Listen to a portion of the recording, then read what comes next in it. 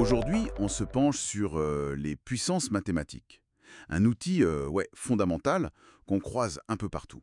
Ah oui, bonjour Sam, un sujet essentiel. Et pour nous guider, on s'appuie sur des explications qui nous ont paru très claires, notamment des vidéos bien faites de Monsieur Valdès. De bonnes ressources pédagogiques. L'idée, c'est de rendre ça plus clair, quoi. Exposant positif, négatif, et puis voir à quoi ça sert concrètement. L'écriture scientifique, les préfixes comme kilo, méga, enfin tout ça. Exactement, démystifier un peu tout ça. Bon, alors, on commence par le début, hein. Les exposants positifs. Allons-y. Quand on dit A puissance n, noté AN, c'est simple, on multiplie A par lui-même et on le fait n fois. C'est la définition de base, oui. Par exemple, 2 au 6, c'est 2 fois 2 fois 2 fois 2 fois 2. Facile. Tout à fait. Et il y a deux cas particuliers importants à retenir. A puissance 1, c'est juste A. Ok, logique. Et A puissance 0, tant que A n'est pas 0 lui-même, ça fait toujours 1. Ah oui, 1. Ça peut surprendre, on pourrait penser 0, mais non, c'est 1. C'est une convention, mais une convention très très utile pour que toutes les règles de calcul fonctionnent bien ensemble. Genre quand on divise des puissances. D'accord, je vois. Un exemple simple, 6 cubes, donc 6 au cube. Oui. C'est 6 fois 6 fois 6, ça fait 36 fois 6, 216. Voilà. C'est ça. Mais là où ça devient un peu plus piégeux, c'est avec les signes négatifs, non? Ah oui, alors là, attention, les parenthèses, c'est le truc classique où on se trompe. Ah bon? Raconte. Si tu écris -2, 4 avec les parenthèses, D'accord. ça veut dire que c'est tout le -2 qui est répété 4 fois. Donc, -2 fois -2 fois -2 fois -2. Moins par moins plus, ça fait plus 16. Ok, plus 16. Mais si tu écris -2 carré, sans les parenthèses, Mhm. là seule la base, le 2, est à la puissance 4. Le signe moins, il est devant, il attend. Ah, d'accord. Donc c'est 2 fois 2 fois 2 fois 2, ce qui donne -16. C'est pas du tout pareil. Ah ouais, carrément. La notation, ça change tout le résultat. C'est bon à savoir, ça. C'est crucial. Et il faut aussi se rappeler l'ordre des opérations, j'imagine. Les puissances d'abord. Absolument. Puissance en premier, puis multiplication et division, et seulement après les additions et soustractions. Si on a 1 plus 2 fois 3 au carré, Oui, on fait d'abord 3 au carré égale 9, ensuite 2 fois 9 égale 18, oui, et enfin 1 plus 18 égale 19. parfaitement. C'est l'ordre PEMDAS ou BODMAS, enfin la priorité des opérations. Ok, ça roule pour les exposants positifs.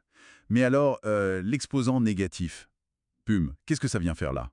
Alors là, l'exposant négatif, ça introduit l'idée d'inverse. C'est aussi simple que ça en fait. L'inverse? C'est-à-dire? A puissance moins n, donc A à la moins n, c'est juste 1 divisé par A puissance n. Donc A à la moins n égale 1 divisé par A vie n. Ah, d'accord. C'est une division, en quelque sorte. C'est ça, c'est l'inverse multiplicatif. Par exemple, 2 puissance moins 3, Oui. c'est 1 divisé par 2 puissance 3. Et comme 2 puissance 3 égale 8, ça fait 1 huitième, ou 0,125 si tu préfères. Ok, pigé. Et avec les signes et les parenthèses, ça marche pareil? Genre, -3 au carré. Exactement pareil. Tu appliques la définition 1 divisé par -3 au carré. On a vu tout à l'heure que -3 au carré, ça fait 81, car par donne plus. Donc 1 81e. D'accord. Et sans les parenthèses, -5 au carré. Alors là, même piège que tout à l'heure, le moins est devant, il n'est pas concerné par l'exposant -2. Ah oui. 25. Ok, faut vraiment faire gaffe à ces parenthèses. Et un cas super courant, c'est les puissances de 10 négatives, non? Genre 10 moins 6. Ah oui, très important. 10 moins 6, c'est 1 d'ici 6, soit 1 sur 1 million. Un millionième. Et en écriture décimale, ça donne quoi? Ça s'écrit 0,000001. En gros, pour 10 moins n, tu as le chiffre 1 qui se trouve à la n-ième position après la virgule. C'est super pratique pour les nombres minuscules. Je vois.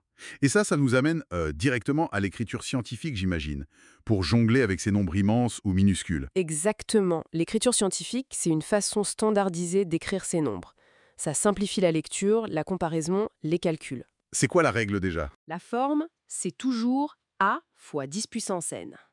Le truc important, c'est que A doit être un nombre avec un seul chiffre avant la virgule. Et ce chiffre ne doit pas être 0, autrement dit 1 supérieur ou égal à A.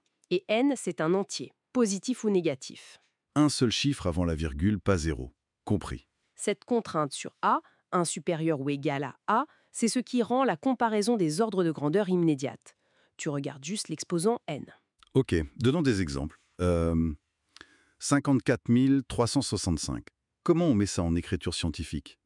Alors, tu dois placer la virgule juste après le premier chiffre non nul, donc après le 5. Ça donne 5,4365. Oui. Pour passer de 54 365 à 5,4365, tu as décalé la virgule de combien de rangs vers la gauche? 1, 2, 3, 4 ans. Voilà, donc c'est 5,4365 fois 10 puissance 4. L'exposant est positif car le nombre initial était plus grand que 10. Ok. Et un très grand nombre, genre 1 785 000. Aïe, la virgule va après le 1. 1,785. Tu as décalé de 3, 6, 9 rangs vers la gauche. Donc 1,785 fois 19. C'est ça. Et pour un petit nombre, disons 0,000028, Alors là, la virgule doit aller après le 2 pour avoir 2,8. exact. Et pour passer de 0,000028 à 2,8, on a décalé la virgule de combien de rangs vers la droite? 1, 2, 3, 4, 5 rangs vers la droite. Donc, l'exposant sera négatif. 2,8 fois 10 moins 5. Vers la gauche, exposant positif. Vers la droite, exposant négatif. C'est un bon moyen de s'en souvenir. Tout à fait. Et ces puissances de 10, elles sont tellement utilisées qu'on leur a donné des petits noms, non? Les fameux préfixes. Bah oui, kilo, méga, giga, ce sont juste des raccourcis pour des puissances de 10. C'est utilisé partout, dans toutes les unités. Alors, rappelons les principaux. Giga, Giga, symbole G majuscule, c'est 10, 9. 1 milliard, comme dans gigaoctet, gigahertz. mégaoctet, Méga, M majuscule, c'est 10 suisses. 1 million. Mégaoctet, mégawatt. kilo, Kilo, K minuscule, c'est 10, 3. 1000. Le plus connu, c'est le kilogramme, mais aussi kilomètre, kilowatt. et dans l'autre sens, pour les petits nombres, On a milli, M minuscule, 10 moins 3. 1 millième. Millimètre, milliseconde. micro, Le symbole, c'est la lettre grecque mu, c'est 10 moins 6, 1 millionième.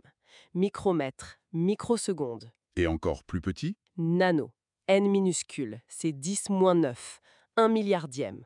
Nanomètre, nanoseconde, c'est l'échelle des nanotechnologies. c'est vrai que ça rend les choses beaucoup plus simples à dire et à comprendre. Dire un nanomètre, c'est plus parlant que 0,0000001 mètre. C'est exactement le but. Standardiser et simplifier la communication des grandeurs. Bon, alors si on essaie de résumer tout ça, les puissances avec exposant positif, ça multiplie de manière répétée. C'est ça? Celles avec exposant négatif, ça revient à diviser, via l'inverse. Oui, 1 sur la puissance positive. L'écriture scientifique, c'est la méthode standard pour écrire des nombres très grands ou très petits, avec ce fameux A fois 10n. Le format clé, oui. Et les préfixes, kilo, méga, milli, nano, etc., ce sont juste des noms pour les puissances de 10 les plus courantes, pour simplifier le langage. Voilà, tu as tout résumé. C'est un ensemble d'outils cohérents pour manipuler les échelles de grandeur. Et c'est fou comme c'est partout, en fait. Ah, mais complètement. Pense à l'astronomie. On parle en années-lumière, qui sont des distances gigantesques, donc des puissances de 10 très élevées. Une année-lumière, c'est environ 9,46 fois 10 puissance 15 mètres. Waouh!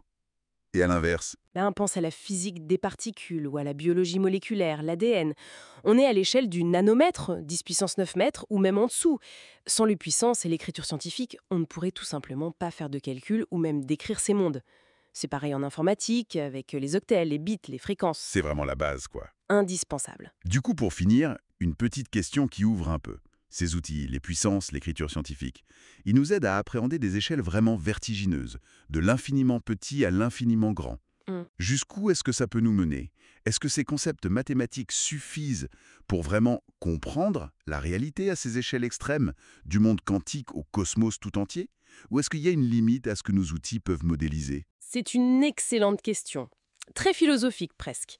Est-ce que notre formalisme mathématique capture l'essence de la réalité à toutes les échelles ou juste notre manière de la mesurer et de la manipuler? Ça laisse à réfléchir.